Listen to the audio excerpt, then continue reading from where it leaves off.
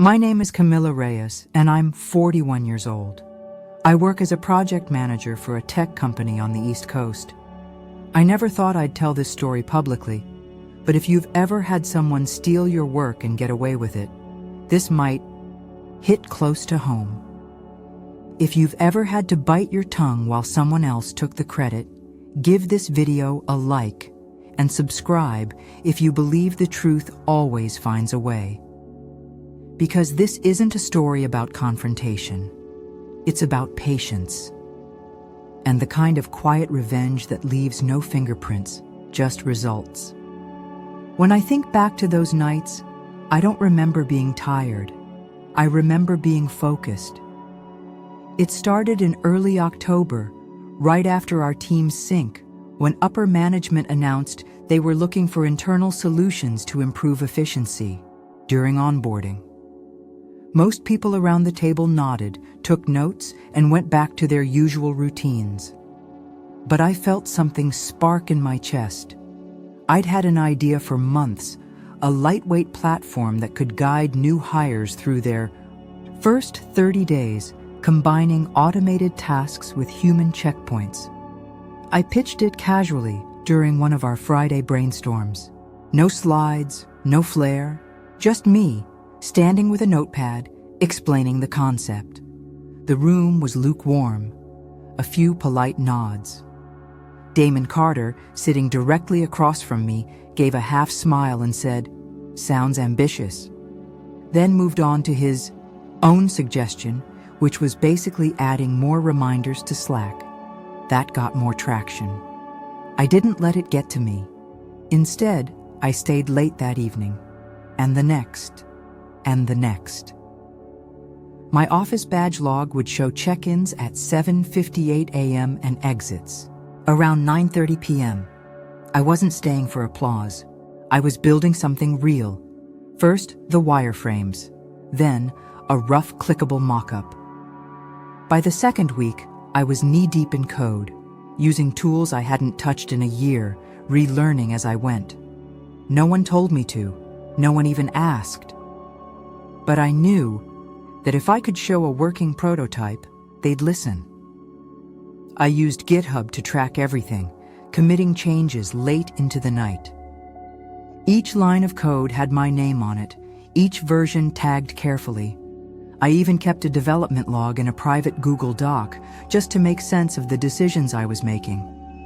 Sometimes Damon would swing by my desk as he packed up his laptop around 5:45. "Still here?" he'd say. I'd smile and nod. He never lingered, never asked what I was actually working on. Just a glance at the monitor, maybe a vague comment like, "Looks like a lot of work," before disappearing down the hallway. Didn't think anything of it. Why would I? We were equals. Same job title, same experience, same team. We even shared a few projects in the past, but nothing that ever felt competitive. He was charming, in a way that didn't feel threatening. Always knew what to say in meetings. Confident, but not loud. I assumed we were on the same side. A few weeks in, my manager Lacey started taking notice. She stopped by my desk and asked what I was building. I walked her through it, showed her the mock-ups, the logic behind it all. She was impressed, told me to polish it and get it ready for internal review. I felt proud, not smug, just seen. Remember walking out of the building that night and thinking, this could be it. The project didn't have a name yet, but in my mind, it was already real. Something tangible that had come entirely from me.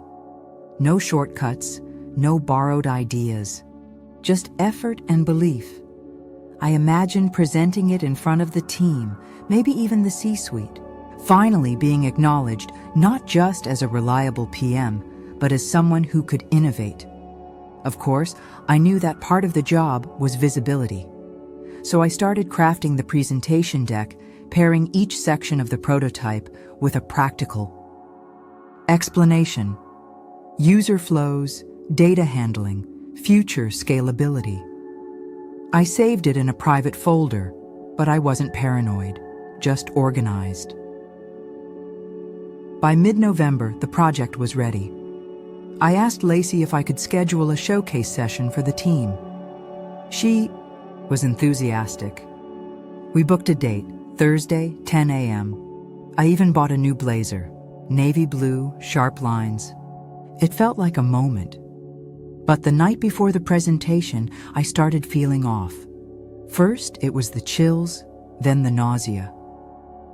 By midnight, I was curled up on the bathroom floor, sweating through my pajamas.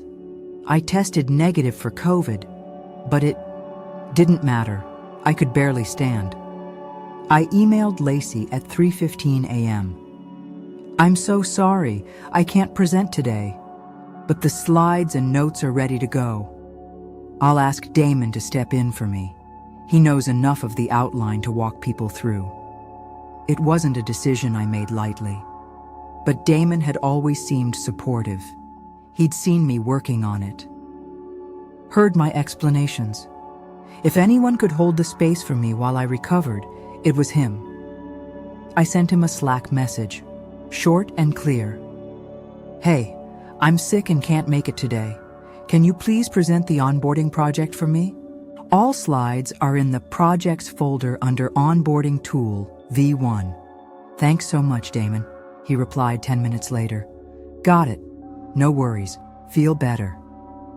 I fell asleep relieved, and that was the last moment I felt anything close to peace for a long time. When I returned to work the following Monday, things were off. People were congratulating Damon. One person even called him a genius in front of me while I was pouring coffee. At first, I didn't connect the dots. Then, Lacey walked up and said, "You should have seen Damon present. He really owned it." Something about the way she said "owned it" made my stomach tighten. Later that day, I opened the shared project folder to check my files. The slide deck I had built, down to the font choices, the design language, the product screenshots, was there, but it had a new title on the first page, Next Gen Onboarding Tool, presented by Damon Carter. I stared at it for a full minute. My name wasn't anywhere in the document, not in the metadata, not in the footer, not even in the original idea by section I had drafted. I clicked through each slide in disbelief. It was my work, but it was his name. And suddenly, everything, the smiles, the nods, the whispers, made sense. I closed my laptop slowly and just sat there, heart racing, face burning. I had handed him the weapon, and he had used it, with perfect precision. The week of the internal demo was when everything started to unravel. It was a Tuesday morning. I woke up drenched in sweat, head pounding, stomach turning, food poisoning, bad. I could barely sit up straight. But the project demo was scheduled for 2 p.m. And I was the one who was supposed to present it to the leadership team. I tried to pull myself together, took a cold shower, drank some electrolytes, opened my laptop. Just staring at the screen made me dizzy. That's when I messaged. "Damon," he replied instantly. "Don't worry, Cam, I'll handle it." I felt a wave of relief. I sent him the final slides, my speaking notes, even the GitHub repository in case he needed to show a live preview. "Stick to the outline," I said. "Just walk them through the logic. Keep it tight." "No problem," he said. "Happy to help."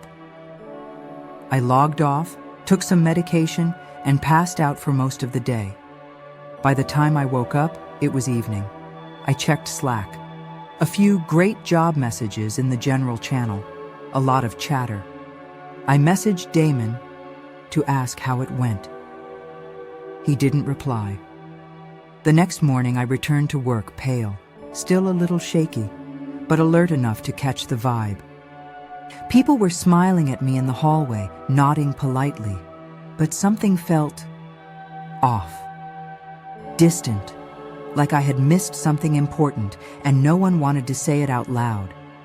That's when my manager stopped by my desk. "Hey, Camila, just wanted to say great initiative on that prototype. Damon told us it was something you two had brainstormed, but he really took the lead, huh?" I blinked. "What?" "Yeah." His walkthrough was solid, very polished. "You two make a good team." I didn't know what to say. I just nodded, smiled, let her walk away. Then I opened the deck, the slides I had built, every one of them. I clicked through. Only now, the title slide read, "Accelerated Onboarding Platform, presented by Damon Carter, his name, his font." Right in the middle, not Camila Reyes, not Camila Reyes and Damon Carter, just Damon Carter. I checked the version history. He had duplicated the file and rebranded it under his own Google Drive folder. My stomach dropped. I went to GitHub. He had forked my repository, clean copy, no author tags. He had even pushed a version with a README written in first person. This project was designed to solve a persistent bottleneck in our onboarding process. My words. His name. I walked down the hall to find him. He was sitting at his desk, typing away, earbuds in. He looked up and smiled like nothing had happened. "Hey, you're back. Feeling better?" I didn't even sit down. I looked at the deck, I said. "You put your name on it." He tilted his head. "Yeah, just for the sake of the presentation. You weren't there, so I figured..." "You figured you'd take the credit?" He laughed. "Cam, it's not like that. I told them it was your idea. I just packaged it. You know how these things work. Presentation matters." I stood there frozen, not because I didn't know what to say, but because I suddenly realized he did. He knew exactly what he had done. And he wasn't sorry, not even close. He leaned back in his chair, like this was a minor misunderstanding. "You got the visibility," he said. "Relax, no one's stealing anything." I walked away. But he was wrong. He had stolen something, and I wasn't about to let it slide. That day, I tried to speak to my manager. She listened, but her eyes darted toward the clock. She smiled politely and said something about team dynamics. Then she said something I'll never forget. "Camila, I know it's frustrating, but you don't want to be seen as difficult. You've been doing great work. Don't ruin it by making waves over a misunderstanding." Misunderstanding? He had literally replaced my name with his. I left the office feeling like I was losing my grip on reality. I tried HR next. The woman there, a nice enough person, nodded sympathetically, but her tone was clinical. Well, unless there's formal documentation where authorship is explicitly stated, it's hard to escalate this kind of situation. Collaboration is fluid in creative teams. I almost laughed. Creative teams? I wasn't a poet. I was a project manager and a developer. There were timestamps, logs, emails, source control. This wasn't fluid. It was theft, but no one wanted to hear it, and that's when I stopped trying to explain myself. That's when I started documenting, not to complain, not to accuse, just to build the truth, quietly, line by line. I started keeping a private folder on my desktop. Nothing dramatic, just a quiet collection, dated screenshots, Slack messages, version histories, email threads. Everything that could prove what I'd contributed when I wrote it, when I coded it, when I submitted it. Not because I was ready to go to war, but because I felt something shifting under my feet, and I knew I needed evidence when the floor gave way. In meetings, Damon started interrupting me. Subtle at first, finishing my sentences, clarifying my points, cracking jokes right as I was getting to something important. It wasn't overtly hostile, just persistent, predictable. One day, I presented a new feature prototype, and as soon as I finished, he chimed in with a grin. Yeah, so what Camila's trying to say is, I wasn't trying to say anything. I had said it, clearly, but he twisted it, made it sound like I'd fumbled the idea and he was cleaning it up. Everyone laughed, nodded, moved on, except me. I stayed quiet, face still. But something inside me started to go very, very cold. After the meeting, I messaged him directly. Please don't re-explain my ideas in front of the team. It undermines me. He replied 3 minutes later, Whoa, Cam, I was just helping. Don't be so sensitive. Gaslight 101. The emoji was the cherry on top. From that point on, it escalated slowly, but intentionally. Damon stopped adding me to certain calendar invites. I'd find out about decisions after they were already made. Then I'd hear whispers that I was falling behind, a little out of sync, not really showing initiative lately. The same initiative he was actively cutting me out of. Then came the strangest part, the subtle rewriting of the narrative. I'd hear him talking to our manager, saying things like, I've been trying to loop Cam in more, but she seems kind of withdrawn lately. Or, she's super smart, but not everyone is meant for fast-paced environments. The kind of things you say when you're planting a seed, not a direct accusation, just doubt. Something vague, something that makes people squint and wonder. I started noticing who stopped asking me questions in meetings, who stopped CCing me on emails. And worst of all, I started noticing myself shrinking. I hesitated before raising my hand. I second-guessed my comments. I over-prepared. I apologized for things I hadn't done. That wasn't like me. But Damon made sure to always look supportive in public. He'd flash a thumbs up in meetings, compliment my work in one-on-ones, even recommend me for a conference I hadn't asked to attend. Always in just enough ways to make it look like I was the problem, like I was paranoid, defensive, overreacting, classic gaslighting, and it was working. I started questioning myself. Was I imagining it? Was I really being sidelined, or was I just not as good as I thought? Then came the 360 reviews. I opened mine one morning and scanned the anonymous feedback. Camila seems unsure of her role lately. Sometimes difficult to collaborate with, tends to work in isolation. None of it matched the facts. I had met every deadline. I had over-delivered. I had built the foundation of the product. But perception was replacing reality. And Damon? He was thriving. Praised in the company newsletter. Hand-picked for an internal accelerator. Called a future leader. I wasn't even mentioned. One night, I sat in my apartment with the lights off, staring at the glow of my laptop, reading the same sentence over and over. Camila seems unsure of her role. That's when it hit me. They weren't seeing me anymore. They were seeing the version of me Damon had carefully, systematically engineered. The difficult Camila. The sensitive Camila. The one who was lucky to even be on the team, and once that image sticks, once enough people adopt it, reality doesn't matter. You become the story someone else told about you, unless you write a different one. That night, I made a decision. I wasn't going to fight Damon in the open. I wasn't going to beg HR to believe me or try to undo the whispers one by one. No, I was going to outsmart him.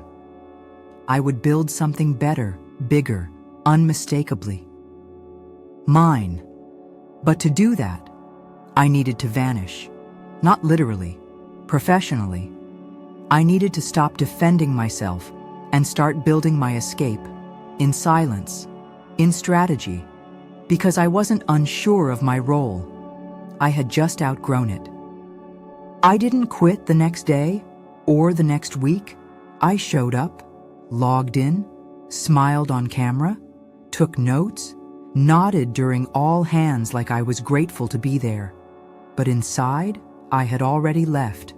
Not in bitterness, not in drama, in focus. I started redirecting.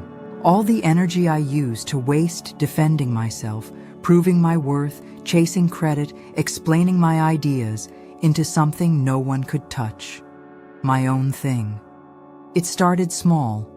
I'd wake up an hour earlier, open a blank Notion doc, start sketching out what I wished we were building at Damon's company, but better, more user-friendly, more focused, less bloated. I thought about the problems we kept hearing from clients, the ones leadership brushed off as edge cases. I knew they weren't edge cases. I knew they were real needs. So I listened. I wrote, I mapped, quietly. No social media posts, no leaks, no midnight rants. Just me and a plan. At work, I stopped pitching big ideas in meetings. I gave just enough to stay off the radar, enough to seem re-engaged without raising suspicions. Let Damon have the spotlight. Let him burn bright. He was building in the dark. I cut back on after-hours Slack chats. No more over-explaining my choices. If someone took credit, I let them. If someone misquoted me, I didn't correct them. Because I knew what they didn't. I wouldn't be there long enough to care. And quietly, I started taking inventory. Not just files and assets. People. The designer on our team who always caught inconsistencies no one else noticed. The junior dev who stayed late fixing things Damon broke, but never asked for credit. The customer success lead who had quietly vented to me that our product didn't serve real users anymore. They didn't know it yet, but I was building a way out for all of us. Took them to lunch one at a time. Casual, nothing loaded. Just asked them about their frustrations, their dreams, what they'd build if they could start from scratch.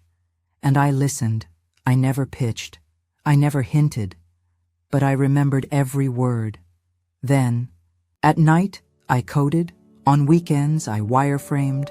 I read. I researched. I gave up Netflix, brunch, pointless scrolling. Every hour that wasn't claimed by my paycheck was mine. And that summer, piece by piece, the foundation came together. A lean prototype. No fluff.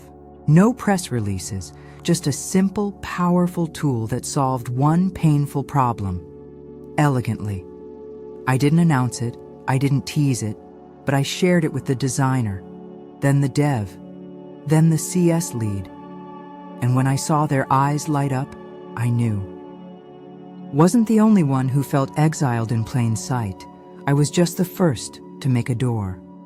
By fall, the product had a name, a logo, a wait list. I used my own savings. No investors, no advisors, no one to answer to but myself. And finally, one Thursday afternoon, after another meeting where Damon made a spectacle out of assigning me supporting tasks, I closed my laptop and exhaled. I scheduled a 15-minute meeting with HR, clicked request resignation. No drama, no emails to the team. Just this line in the HR form. I'm moving on to pursue something I've built. They'd ask why. They'd wonder if Damon had something to do with it. But I wouldn't explain, because he wasn't the story anymore. I was. Quitting didn't make headlines. No one begged me to stay. No dramatic emails. No last-minute counteroffers. just a templated reply from HR. "We're sorry to see you go. Best of luck." And that was that.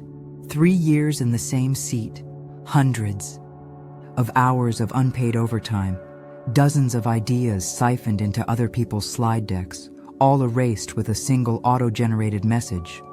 But I wasn't surprised. That place had never seen me clearly, and I wasn't about to start asking for validation. What mattered was that I was free. I didn't post about it on LinkedIn. No, I'm thrilled to announce. No bittersweet farewell. No soft launch. Hints. Just silence. While Damon climbed, while he posted selfies with investors and called himself a thought leader. While he used my words, my voice, in interviews, I watched and I waited, because I knew something he didn't. Real momentum is invisible. It doesn't scream. It doesn't brag. It builds slowly until one day it's undeniable. And that day was coming. My product, ours really, was picking up traction, quietly. The wait list grew from a dozen names to over 700 in a month. I got emails like, "Where has this been all my life? Finally, someone's building for us. I used your beta and got more done in one day than I did all week. I didn't hire a PR firm. I didn't buy ads. I just made something that worked, something that respected people's time and solved a real problem. I onboarded users myself, answered every support email, made tutorials, fixed bugs at midnight, because every small win felt personal." One night, I opened my inbox and saw a name I recognized from Damon's world, a well-known startup coach who had once ignored me in a high pitch session. Now, she wanted a demo, said she heard about us from a client who couldn't stop raving. I scheduled the call, not out of spite, out of strategy. Because when someone from that circle starts knocking, you know you've crossed the threshold. She loved the product, offered intros, asked if I was raising funds. I said no, because I didn't need their money. I had proof, I had users, I had something Damon never built for himself: trust. A few weeks later, someone from a well-known publication reached out. Said they were profiling female founders in tech. Wanted to feature my story. I paused. Because here's the thing. I didn't want the story to be about betrayal. I didn't want Damon's name in my headline. I didn't want my success to look like a reaction. It wasn't. So I told the journalist, I'll share the journey, but not the drama. They respected it.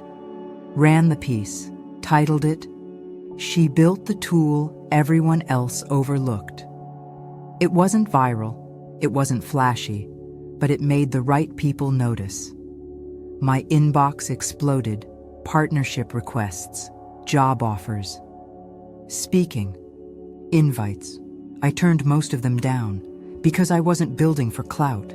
I was building for revenge, the kind that's made of resilience, not rage, the kind that doesn't name names. Just outgrows the need to. One afternoon, I got a text from a former teammate. Just 3 words. He knows now. Attached was a screenshot, a Slack thread from Damon's company. One of their enterprise clients had canceled to switch to us. They called our product faster, cleaner, smarter.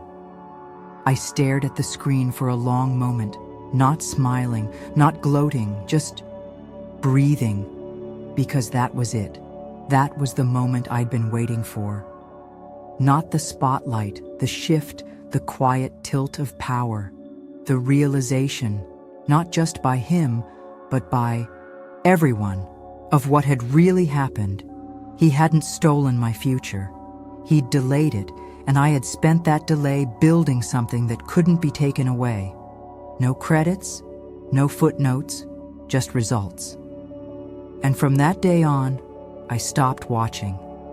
Stopped tracking what Damon did, what deals he made, what stage he stood on, because I wasn't behind him anymore.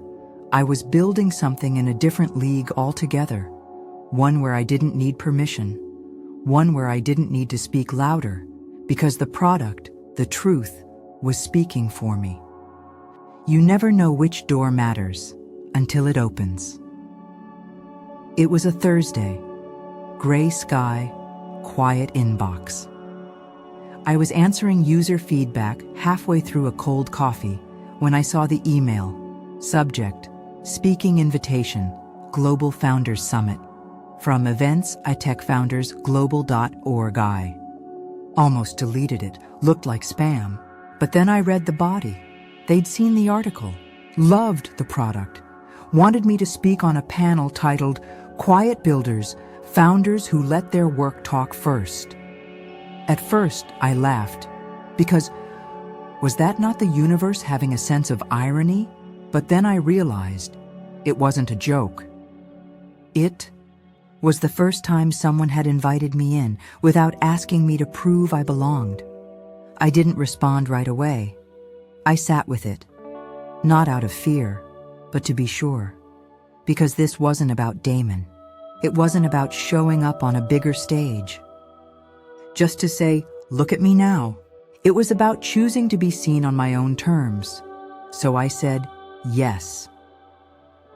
A month later, I walked into the convention center, badge around my neck, name printed clearly, no asterisk, no footnote. Just Camila Reyes, founder and CEO, Trackley the Green Room. Was full of people who had once ignored my pitches. People who now smiled too wide and pretended they'd always believed in me. I didn't hold grudges. I held receipts. I shook hands. I nodded politely. I didn't explain where I came from. I let the platform speak, and when I stepped onto that stage and sat on the panel, something strange happened. I didn't feel nervous. I felt ready, because I wasn't performing. I wasn't defending. I was simply describing what I knew, what it meant to build alone, what it meant to be dismissed, copied, underestimated, and what it meant to win, not because you shouted louder, but because you lasted longer. After the talk, I met dozens of other founders, some seasoned, some just starting out. One woman in her 20s came up to me, eyes wide, voice shaking. "You're the first speaker I've ever seen who built something without selling themselves." I thanked her, gently, and I realized that was the real revenge. Not the stage, not the applause, but the fact that someone younger could now imagine a path forward without begging for approval. Later that night, at the hotel bar, I saw him. Damon. Same. Tailored jacket. Same sharp haircut. But something had changed. He looked older, not in years, in weight, the kind that clings to people who know they've been outrun. He saw me, froze for half a second, then smiled like none of it had ever happened. "Camila, wow, you look successful." I smiled. "I am." Long pause. He gestured to the bar stool beside me. "Mind if I do." Silence. He nodded, the fake grin faltering, and in that moment, I realized something wild. I didn't need an apology. I didn't need him to admit what he did. Didn't need the story to end with confrontation, because I had already rewritten the ending. I didn't build my company to get even. I built it because it deserved to exist. I built it because I deserved to build it.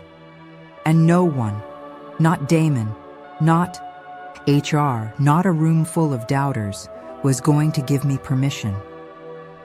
That night, I walked back to my room alone. No entourage. No PR team, just my laptop. And as I opened it, I saw a new user had signed up. Company domain, DamonCarterVentures.com, no message, no contact form filled out, just quietly subscribed. I stared at the screen, and I smiled, because that's what truth does. It waits. It doesn't always shout. It doesn't always slam doors. Sometimes it simply opens one and lets you walk through it while they watch. The truth doesn't always knock. Sometimes it just shows up, unannounced, unapologetic, and undeniable. A week after the summit, I got a calendar invite from our CEO's executive assistant. Subject, one-on-one. No context, no agenda, just a quiet 15-minute block on a Tuesday. I'd been with the company long enough to know those meetings either meant promotion or problems. I walked in with no expectations, just clarity. She greeted me warmly, gestured toward the chair, and waited until the door clicked shut. Then she looked at me like she already knew everything and said simply, "I read the packet." I didn't flinch. I didn't play dumb. I didn't rush to explain. She leaned forward. "You waited. You didn't escalate it through drama. You just documented and let the work speak. That takes discipline and maturity." Then she added with a faint smile, "It also takes courage." My throat tightened a little, but I didn't let it show because I hadn't come for validation. She continued, "Damon has been reassigned. Internally, it's being handled. You don't need to worry about that anymore." I nodded once. Then she said something I'll never forget. "I can't reward silence, but I can reward substance." She pulled out a folder. Inside was a formal promotion offer, Senior Program Director, along with a project roadmap that had my name at the top. No asterisk, no co-leads, just Camila Reyes. For a moment, I just looked at the paper, not because I doubted it, but because I wanted to remember how this felt. Not triumphant, not victorious, just right. I accepted, quietly. As I left the room, I passed by Damon's old desk. Empty, no trace, no goodbye email. Just silence. A few weeks later, HR sent a company-wide announcement. Effective immediately, Camila Reyes will be leading the development of our next-generation onboarding platform. No backstory, no finger-pointing, just facts. People started congratulating me in the halls, some genuinely, some sheepishly, some with that look of, "I always knew it was you." I didn't waste time sorting them, because this wasn't about proving anything to them. It was about finally standing in the light of my own work, with no one else casting a shadow. One of the junior devs, Emily, stopped by my desk the next day. She looked nervous, holding a coffee she clearly bought as an excuse to come over. "I just wanted to say thanks for how you handled everything." I raised an eyebrow. She hesitated. I saw what was happening. A lot of us did. But we didn't know how to say anything without putting ourselves at risk. I looked her in the eye. "Then make sure next time you do." She nodded, a little embarrassed, but grateful. I wasn't angry, I was just awake. Later that week, I found myself alone in the break room. My old code notebook was still tucked in my backpack. I pulled it out and flipped through the pages. Old diagrams, scribbles, late-night bugs I had solved in silence. All of it was mine. No one could take it now. And the wildest part, I didn't feel the need to tell anyone what had happened, because the people who needed to know already did. That was enough. That was justice.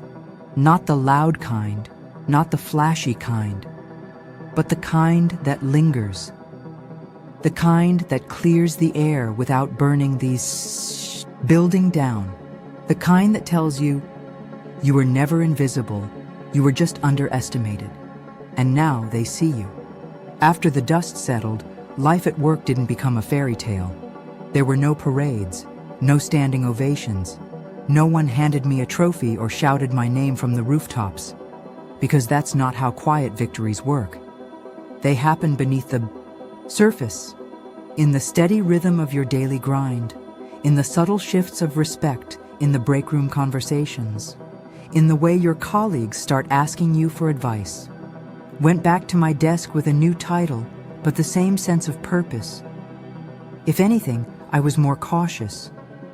Trust is a fragile thing, and once broken, it doesn't easily mend. But I wasn't bitter.